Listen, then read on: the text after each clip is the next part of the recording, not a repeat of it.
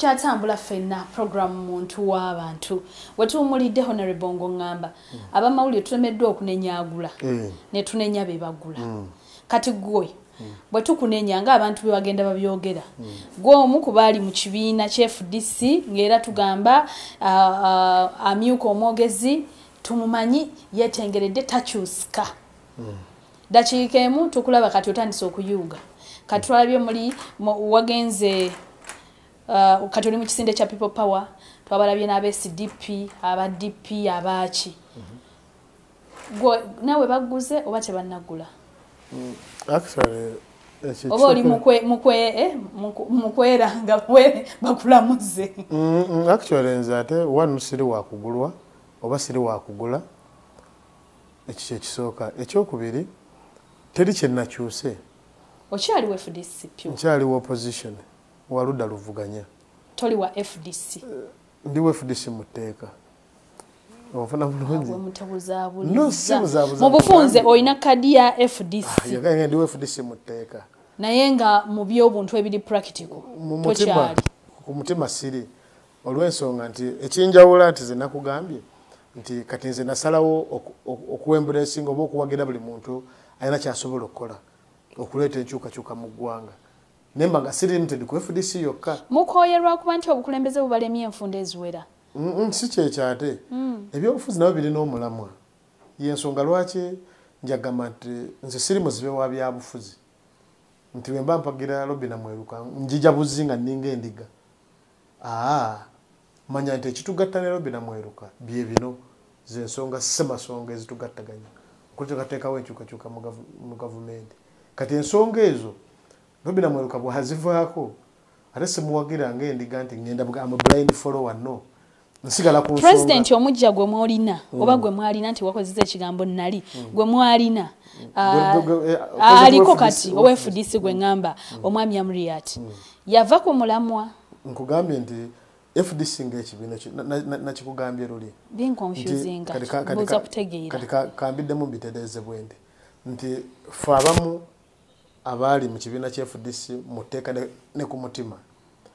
twalifuna obutakkaanya ku nkubo ki lye tuyitamu okukyusa gavumenti nga bannaffe abala bagamba nti kuba nkola ya guguba yokka era oyo atayita mu nkola ya guguba oyo alinga atayagaliza nkyukakyuka kubeerawo ffe nga tugamba nti twagala nkola zombi tuleete abantu bonna buli muntu akole kyasobola asobola oguguba tumwagaliza bulungi agenda akikole ate ayotekesera mu byokuzimba naye tumuwe obusobozi tumanye nti bino byonna tebikontana bikolera wamu bannaffe ne batugamba nti kiri kimu era bwe wagala oteekawo enkola ebbiri tezigenda kusoboka kati oli wa kisinde kya people power kubanga kyekitambula actually nze ndi wa wide opposition nti mpagira FDC owagira DP nempagira ebikolwa bya DP nga bitwala mu maaso ebikolwa by'ekisinde kya people power ebikolwa era ne FDC kyabane kyagala okukola wano wange mu constituency kati NRM bwe nebayo ne kyagala okukola nga kitambula nga no sitambula bwekito NRM gye tuvuganya kyonna kye tukola kebe FDC n'akitivu kyagala okukola wano wange njagala njiyambe ko tumanyi mututiisa mwe abopposition nga leero eno tuba tweraliikirira nti tembanga bemwe boogerako ekiro abasibira mu State House kati ekyenjawulo kunze disire no nembe eno kati akire bonna bamanyi nti ate nze ndi clear ndi figure 8 ofuna bulungi nti bwe kitukkaanyaako kyobalaba si compromising nti ngenda kwagalanga muntu ofuna bulungi tuve ku bigenda bituliko ebituleeta awamu so ekituleeta awamu nga abe-opposition byebigendo ebyokwagala ogenda okukyusa gavumenti so bwe tufuula nti struggle eno eri about ggwe Robbinah Mweruka ng'omuntu ate nze siri blind follower sigoberera mu buzibe era asobola okugamba nti naye kino kyozzeemu kana tegoze ku byo bya buntu abantu betuliko bennyini obeerabidde bino abantu byogamba nti tubatiisa bye twogera kati mbe ekyokulabirako nze mbaddewo gumanyini ogambye mbadde nzaamyuka omwogezi w'ekibiina si amanyi bingi mu FDC okusinga gwe omulabye oba awuliriza kati olwalo bwe nkugamba nti nze sina buzibu na kibiina kya FDC onfuna bulungi era mbagaliza bulungi onfuna bulungi mu bye bakola nabo balina kye bakola ne bampita okubayambako nkisobola bwe manyi tubagana nekikola naye sigenda kugirwa kukola nabalala bino byogamba nti simanyi abakola batanze likodi yange eri very clear nga bwe nsobola okwogera ku mwami Museveni nga n'ekikyamu kyakoze osobola n'okwogera ku buli muntu yenna gwe tuli naye ku Besigye ku muntu ku Kyagulanyi nze bwentyo bwendi nze sisobola kugamba nti because oli mukwano gwange onfuna bulungi n'olwekyo tutambulira mu mukwano so si kukiteekeddwa kubanga tukola nze ate si bwentyo bwenkola.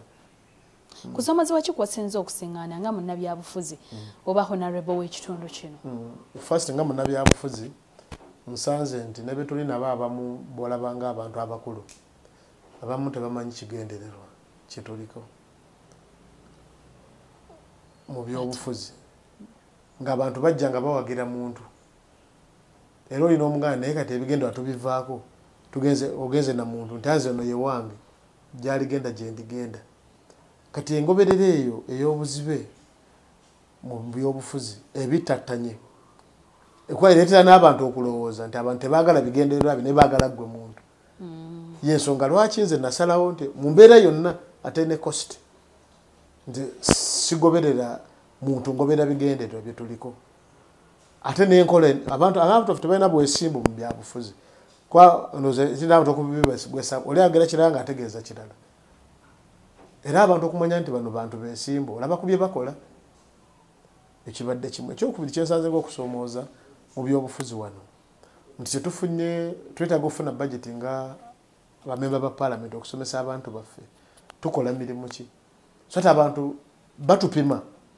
kusiza ku mirimu gyaffe because mbadde mbeera muno nga bwolabye naye ng'abantu basanga baba n'ensonga zaabwe neze tusinga okukolako ezisinga si za mulimu gw'emupi era weesanga nti 80% oba 90% tukoze ensonga za buntu era ze zikukuuma mu bantu nti omusajja oli si mubi munyumya.